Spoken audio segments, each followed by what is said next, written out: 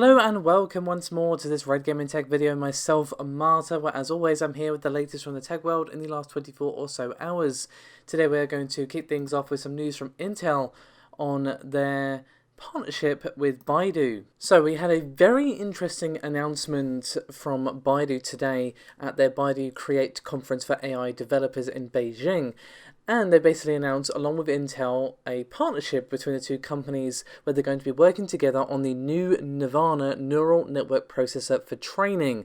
And that is literally its name. It is going to be called a slightly easier to pronounce NNP-T for short. And as the name kind of suggests, it is built specifically for the task of training neural networks. And that is for the purpose of performing deep learning at scale. So what is actually going to be happening with this collaboration, you may ask? Well, they're going to be combining forces for both the hardware and software side to ensure that it's optimized for use with Baidu's Paddle deep learning framework, and also this is going to be complementing the work that Intel has already done to ensure that Paddle works best on existing Xeon scalable processors. And again, this is going to focus on distributed training over neural networks. Now, unsurprisingly, it's probably going to be quite some time before this ever even sees the light of day. Of course, Nervana was acquired by Intel back in 2016, and then we saw the first Nervana neural network processor in 2017. So it's been quite some time until then, and of course we've got an upcoming generation which is codenamed Springcrest, which is going to be availability in production this year. So we can expect it maybe 2022, something along those lines. This is my educated guess based on the time frame of the previous releases, not based on any inside information, unfortunately. So let's move swiftly on, shall we, to a benchmark for the Ryzen 9 3900X. So as I said, we've got some benchmarks here. We've not only got the 3900X, as I said, but also the 3700X, both in 3D Mark. We're naturally going to begin proceedings with the lower end SKU, that being the 3700X, as it scores just over 25k point in Firestrike Extreme, 25,011 to be exact, 17,484 points in Cloudgate, 82,381 points in Ice Storm, and 13,487 points in Night Raid. So we also have, as I said, some results for that of the 3900X, and the overall physics score is 29777. And as you can plainly see for yourself on screen and the links in the description below this video, both of these chips were being tested with an RTX 2080. So what do these results actually mean in some context? Well, these are very, very impressive results indeed. The 3700X is basically going toe-to-toe, in fact it beats it ever so slightly, versus the i9 9900K, and there's about $100 difference between those two processors, roughly speaking. As for the 3900X, well, it also does very, very well for itself, as it is absolutely just stomping all over the 9900K, and also scores roughly the same sort of result as the Threadripper 2950X. So basically these benchmarks show that Ryzen 3000 at the higher end is absolutely not a slouch.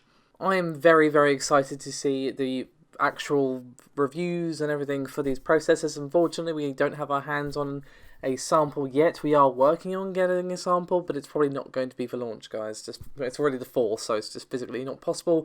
Even if it fell into my lap right now, I'll be hard pressed to get a review up in time for launch. Regardless, we are working on getting something. Fingers crossed we can. Either way, it's still going to be really, really interesting to see exactly what this processor can do in gaming scenarios, and of course synthetic benchmarks and all the other stuff that we'd love to just get our teeth stuck into. So for those of you who are considering upgrading to Ryzen, I've got a bit of a question, a fun little poll if you will. Let me know which of the Ryzens, if any, you're thinking of getting. Love to know your thoughts in the comments, guys. But that's not the only AMD piece of news I have for you today, as we have some sales news in Japan for the company. So we'll give credit where it's absolutely due. This is all thanks to a Reddit thread in r/AMD posted by a user named Proxiros, r/PROXIROS, just in case I mispronounced that, which I probably did. And they helpfully provided a screenshot which shows that AMD has taken over sales in terms of, it has taken over Intel, should I say, in terms of sales in Japan. Mungled the wording a bit there, but still. Let's move on to, unfortunately, less positive news next. Now, the impact that the ongoing US-China trade war has had has been significant, unfortunately. We've talked a lot about the ongoing ripple effects of this, companies allegedly moving their manufacturing out of China, all this sort of stuff, and it's having effecting on pricing of technology that is made in the country, and it has had a huge impact. And according to a report from the Nikkei Asia Review, some pretty significant American and consumer electronics OEMs are removing their manufacturing out of China in the wake of the ongoing trade war. So these are names that I'm sure you all know. They're going to be Dell, HP, Microsoft, and Amazon. And again, that is just according to the report. Now, they're not moving all of their manufacturing out of China, but they are moving a significant portion of it, about 30%, which is roughly what would be headed towards the US market. So they're basically just trying to reduce the cost that it's having to them of having to import from China to the United States. Again, if this report is true. Their report also states that Dell has already started a quote-unquote pilot run of notebook production in Taiwan, Vietnam, and the Philippines. So they're already looking for other places to basically replace the manufacturing that they had in China. And I do have a direct statement from the article, which of course will be linked in the description below this video, which reads, quote, "The industry consensus is to move an average of some 30% of production out of China, depending on how important the US market is. Everyone needs to come up with a plan. Apple is really the very last and the slowest to start formulating plans, while everyone else out there is much more aggressive." So at present, the companies named in the report have not responded to comments, so do keep that in mind. This is not confirmed at the moment, but if true, it in itself could also be significant in its impact. So let's move on to our final topic for today, which is another AMD news for Linux users. So, according to a report from PC Games N, Valve is busy at work cooking up some new code which could cut AMD GPU compile time by over 45% for Linux games, and there's even been some cases so far, at least according to what they're saying, where it's making a positive difference to gaming frame rates.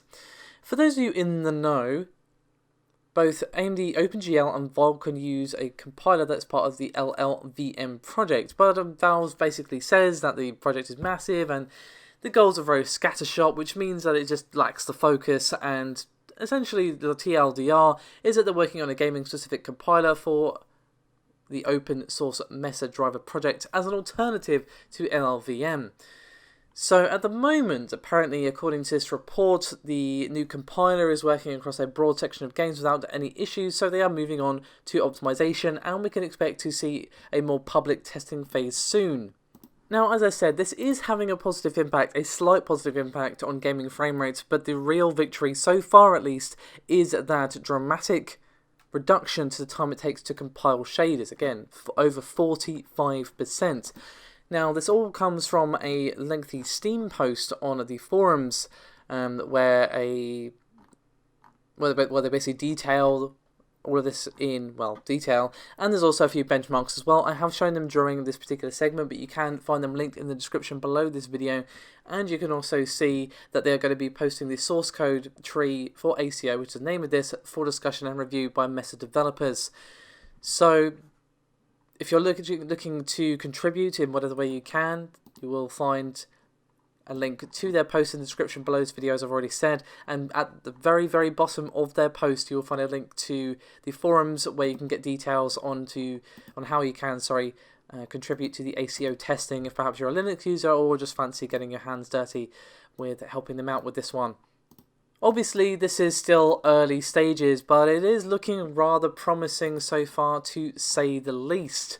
I'd love to hear some thoughts from any Linux users in the comments, and especially if you guys do end up using the ACO, or looking at, should I say, the ACO code. I want to know your thoughts on this. Let me know what you think of it as a bit of inside knowledge. Do hit us up on Facebook, or you can email us as well. You can find our email address over on our Twitter account.